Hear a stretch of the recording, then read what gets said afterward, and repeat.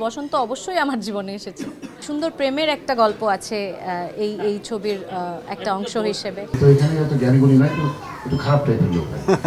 পাভেল ভাইয়ের মতো একটা ভিলেন আছে। কাজ না, কাজের বাইরেও আমাদের নানান ধরনের ভাবে আমাদের সাথে পরিচয়, কথা। বছরে একটা কি দুটোর বেশি তো কাজ করি না। আপনাদের জীবনে বসন্ত আসেনি? নাইমের কাছে থেকে ভয়ঙ্কর ছিল, কিন্তু আমার কাছে দুর্দান্ত।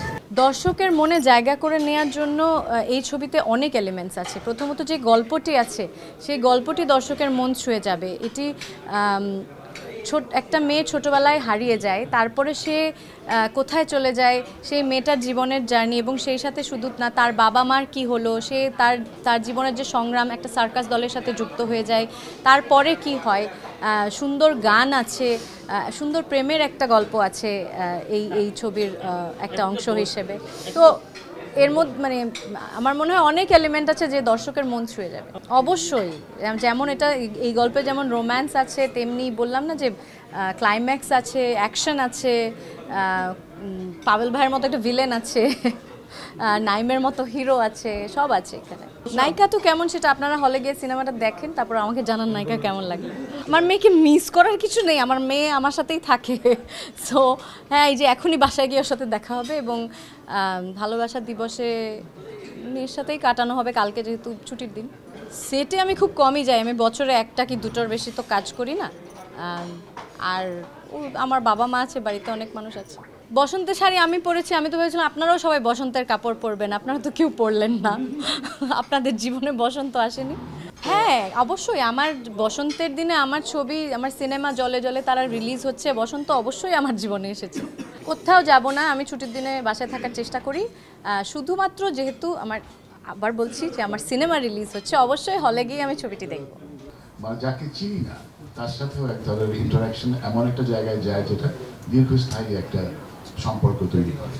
আর এখানে আমরা যারা কাজ করেছি আমরা সবাই পূর্ব পরিচিত, এবং আমাদের অভিজ্ঞতা আছে কাজ করার। শুধু কাজ না, কাজের বাইরেও আমাদের নানান ধরনের ভাবে আমাদের সাথে পরিচয়, কথাবার্তা, আড্ডা হয়েছে।